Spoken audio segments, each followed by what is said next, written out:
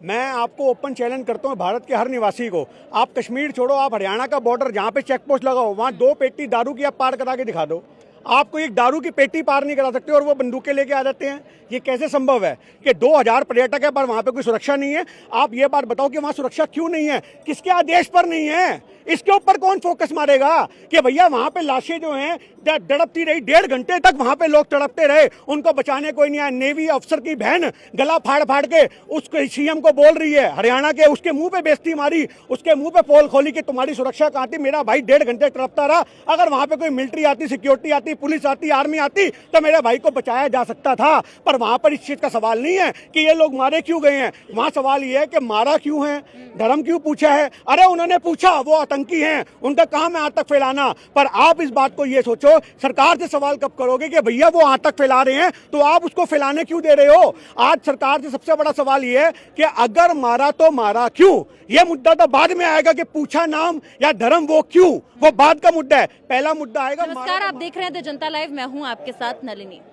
अक्सर खबर आती है कश्मीर से, कश्मीर की खूबसूरती को लेकर, लेकिन 22 अप्रैल को जो खबर आई वो खूबसूरती को लेकर नहीं थी, बल्कि इस बात को लेकर थी कि किस तरीके से घाटी पूरी तरीके से लाल हो गई थी उन लोगों के खून से जो मासूम थे, जो वहां सिर्फ घूमने पहुंचे थे। उनका कसूर सिर्फ इतना था कि वो वहां के वादियों का लुत्फ उठाना चाहते थे। ऐसे में सरकार पर सवाल उठ रहा है, साथ ही साथ ये सबसे बड़ा सवाल ये उठ रहा है कि एक ऐसी जगह जो इतनी संवेदनशील थी वहां पर कोई भी सुरक्षा बल की तैनाती क्यों नहीं थी। मेरे साथ कांग्रेस के कार्यालय में हम मौजूद हैं, गिन्नी साहनी जी यहाँ पर मौजूद हैं।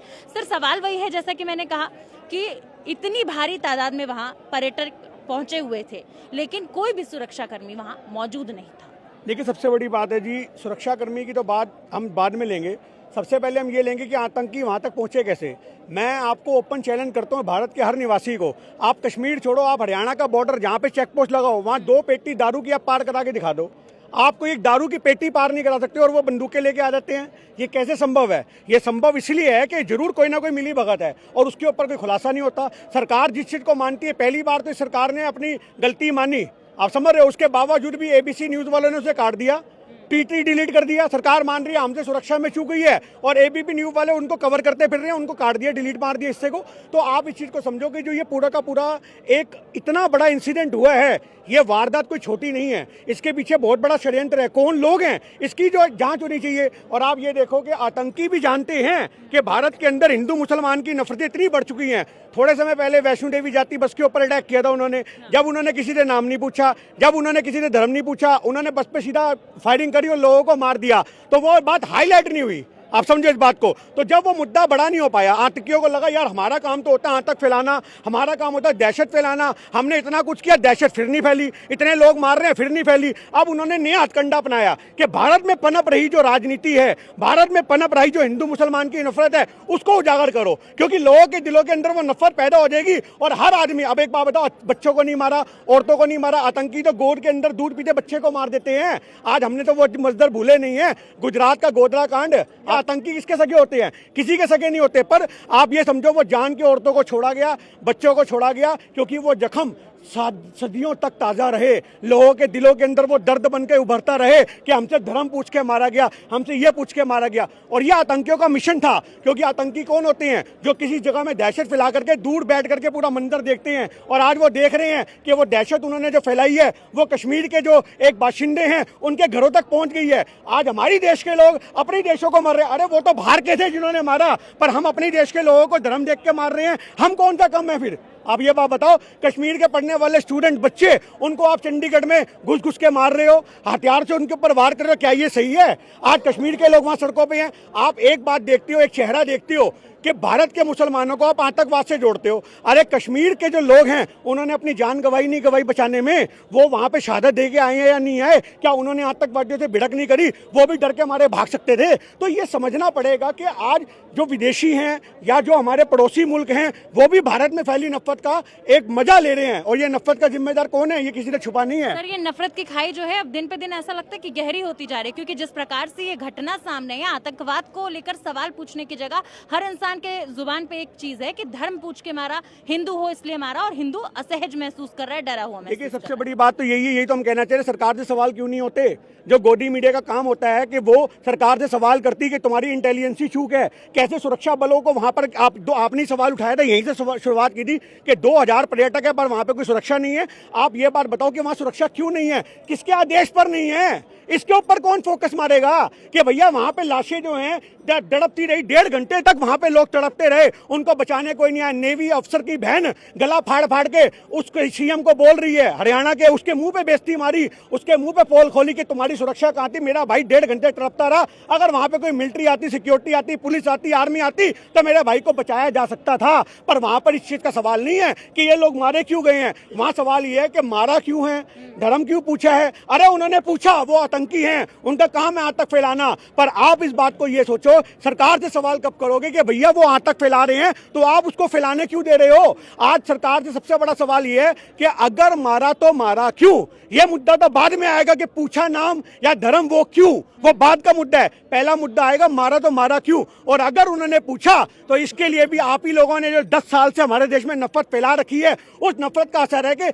आतंकियों को यह मिशन मिल गया कि इस नए मिशन पे काम करेंगे कि भारत की इंटरनल राजनीति जो है वो हिंदू मुसलमान पे चल रही है, उसी का फायदा उठाओ। ये आपस में लड़ेंगे, मरेंगे, हिंदू मुसलमान को मारेगा, मुसलमान हिंदू को मारेगा, वो उसके खिलाफ नफरत लिखेगा। और ये देखने को मिला आज हमारे देश में नफरतें दोनों तरफ से फैलाने का मौका छोड़ने वाले लोग नहीं है।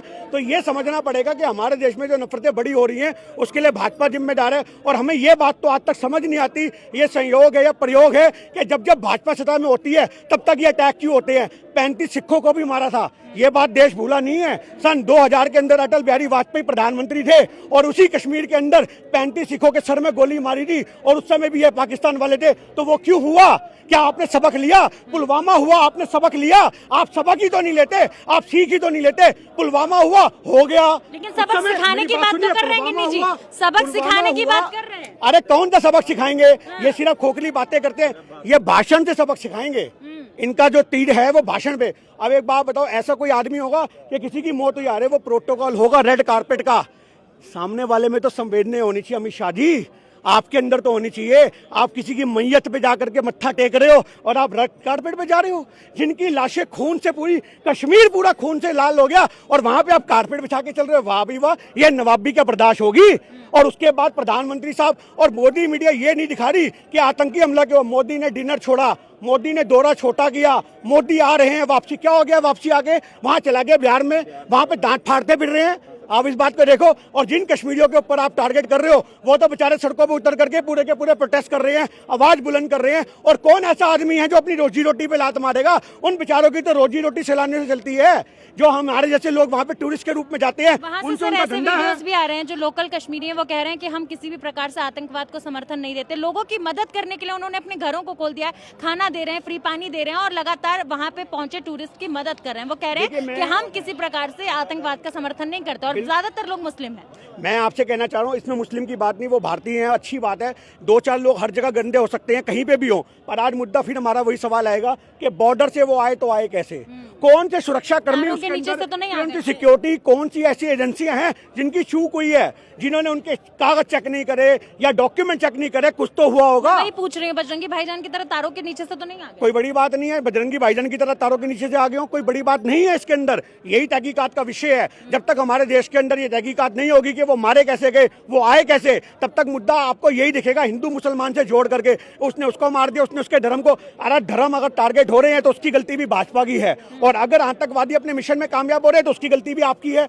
आज आप पावर में हो, आज आप देश चला रहे हो, आप लोगों को कहते हो देश सुरक्षित हाथों में, क्या बैंगन सुरक्षित हाथों में? आप बताओ कौन सुरक्षित हाथों में है? जब से सरकार बन रही है कभी हिंदू मर रहे हैं, कभी मुसलमान मर रहे हैं, हमारे भारतीय रहे हैं और उसके ऊपर ये वोट मांगते हैं। आपने वो कहावत सुनी होगी, जिंदा हाथी लाख का, मरा तो 1.25 लाख का, क्योंकि उसके दांत के भी खिलौने बन के काम आते हैं। तो वही वाली बात हो रही है, ये जो जिंदा हिंदू होगा वो 1 वोट है, वो मरेगा तो उसे कैश करेंगे, 100 वोट बटोरेंगे। वही आपको बिहार में दिख गया, वहां पे जाकर के बिहार के अंदर चुनावी बातें करके पूरा एक ऐसा माहौल बना रहे हैं कि लोग इनको वोट दें। ऐसा कोई आपने प्रधानमंत्री देखा है? बिहार से हुंकार भर दी है कि पाकिस्तान के अगर वो टेररिस्ट है तो उन्हें बख्शा नहीं जाएगा। आप खैर नहीं पाकिस्तान की। देखिए वो ये बातें हम पुलवामा में भी सुन रहे थे, कितने टेररिस्ट को सबक मिल गया।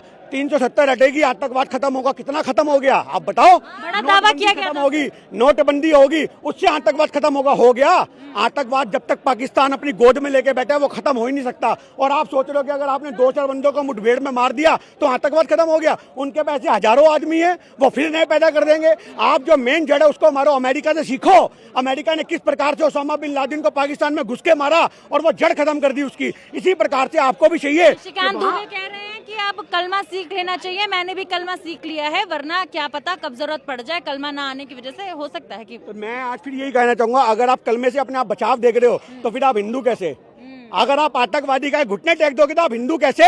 आप किसी सिख से पढ़वा दोगे? एक एक्चुअल हिंदू जय श्री राम बोल के मर जाए वो अच्छा है, हिंदू डर गया। बजाय इस चीज के। मैं आपको कहना चाह रहा हूँ, एक एक्चुअल हिंदू जय श्री राम बोल के मर जाए वो ज्यादा अच्छा है। पर आज आतंकवादियों के हत्थे चढ़ करके उनके प्रोपेगेंडा का शिकार ना बने।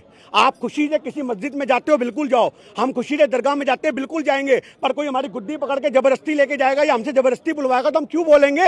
यही तो हमारे देश में माहौल हो रहा है। कितनी लिंचिंग हुई, जबरदस्ती आप जय श्री राम बोलो नहीं तो मार दिए जाओगे। जो मुसलमानों के साथ हुआ वो वहां हिंदुओं के साथ हो रहा है। तो ये दोनों ही देशों के अंदर हमारे नफरतें इतनी बढ़ चुकी हैं कि भारत की राजनीति में उसका फायदा उठाया जा रहा है। और इस राजनीति से किसको फायदा, ये छुपा हुआ नहीं है। आज ये अगर मुद्दा इतना बड़ा बना है तो इस मुद्दे के पीछे भी जरूर अगर जांच होगी तो कुछ ऐसे नामों का खुलासा होगा जिसकी आपको हमें उम्मीद भी नहीं होगी।